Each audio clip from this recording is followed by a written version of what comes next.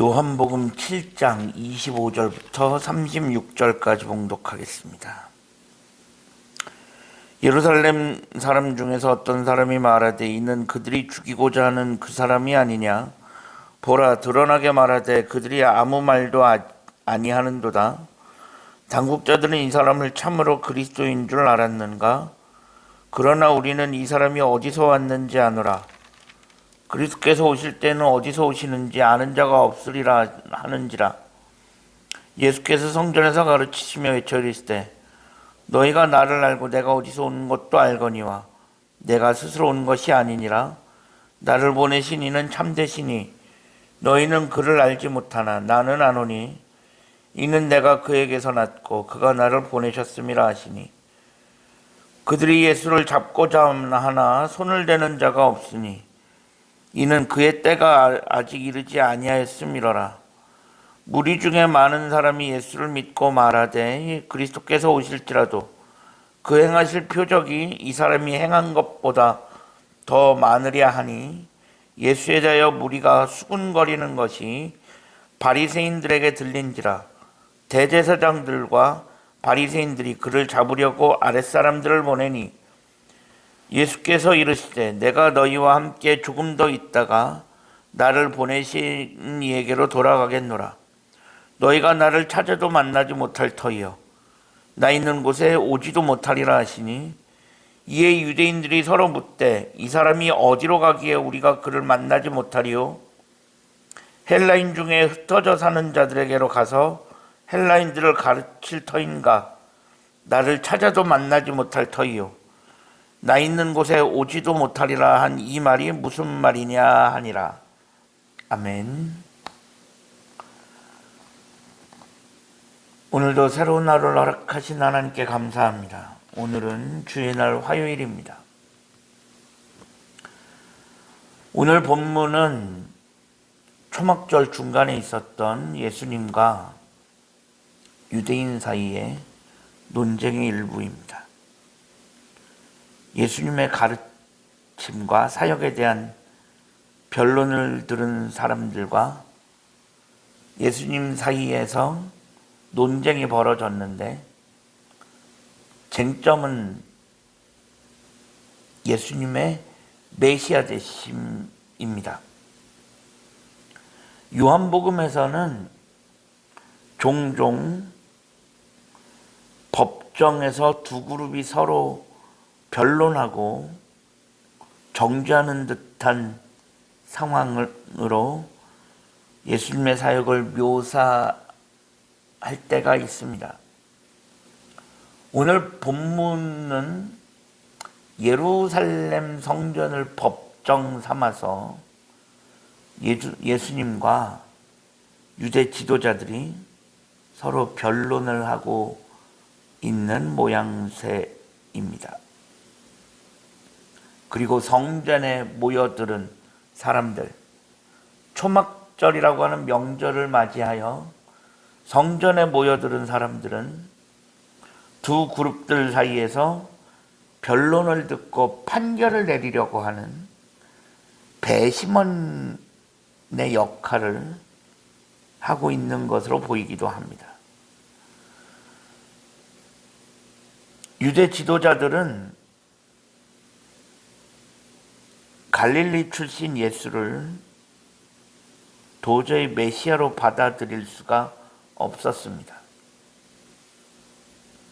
그래서 예수는 메시아가 아니라고 합니다. 하지만 예수님은 나는 갈릴리 출신이 아니다. 나는 하늘에서 온 자라고 말씀하십니다. 사실 유대 지도자들은 예수님에 대해서 제대로 아는 것이 하나도 없습니다. 어디에서 오셨는지 그리고 어디로 가시는지도 전혀 알지 못합니다. 그래서 예수님은 뭐라고 말씀하시냐?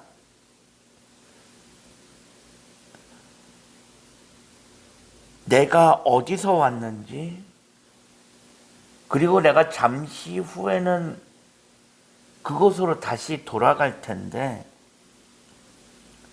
그곳이 어디인지 너희는 오고 싶어도 올 수가 없다.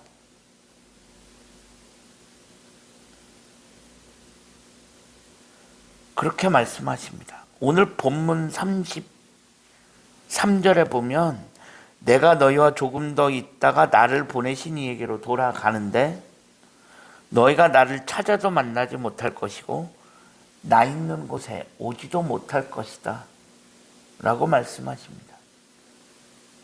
하지만 유대 지도자들은 이 말씀의 뜻을 전혀 이해하지 못하고 있었습니다.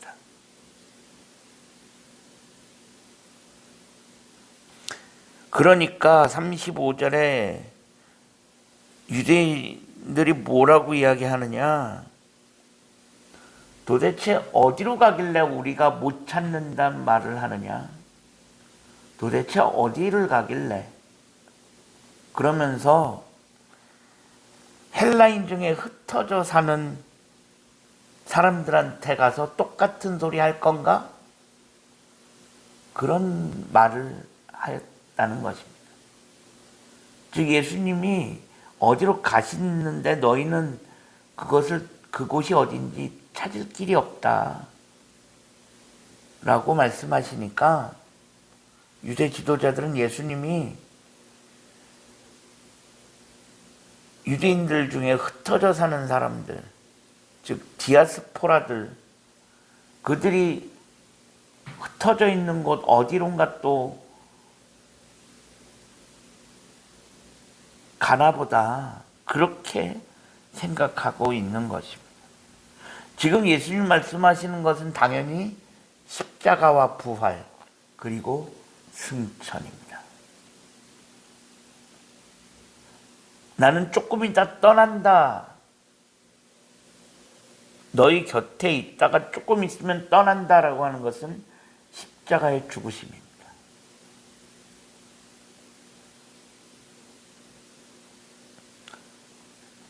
어디로 가는지 너희가 도저히 찾지 못할 것이다.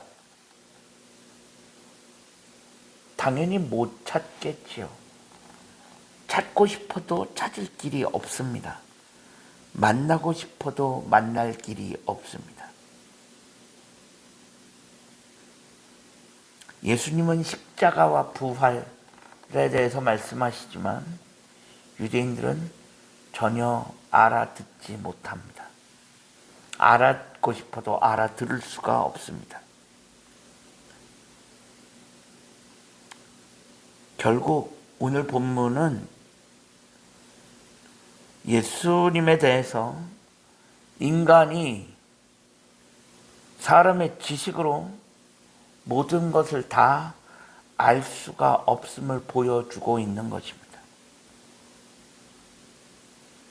사람의 지식과 그 이해에는 분명히 한계가 있습니다. 그렇기에 지금 우리가 있는 이 세상에서 살면서 우리가 하나님에 대해 100% 안다, 모든 것을 다 이해한다. 어떻게 보면 그것은 애초부터 불가능한 일이라고 할 수 있습니다.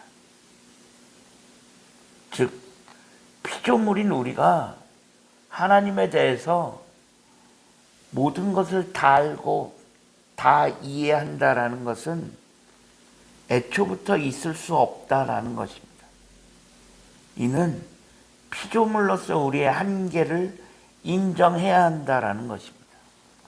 그것이 시작입니다. 우리가 피조물로서 하나님에 대해서 모든 것을 다 알고 다 이해한다. 인간의 언어로 하나님에 대해서 모든 것을 다 표현할 수 있다. 그거는 애초부터 있을 수 없는 일입니다. 그래서 피조물로서의 그 기본적인 한계를 인정하는 것이 필요합니다. 그런데 그 한계를 인정하지 않기 때문에, 그 한계를 인정하지 못하기 때문에 사람들은 지속적으로 하나님과 같이 되어보려는 그런 욕심을 품고 살았던 것입니다. 하나님과 같이 되어보려는 욕심. 그래서 그 옛날 바벨탑 사건도 있었던 것이고, 피조물로서의 그 한계를 인정하지 않으니 자꾸 선을 넘는 일들이 발생하는 것입니다.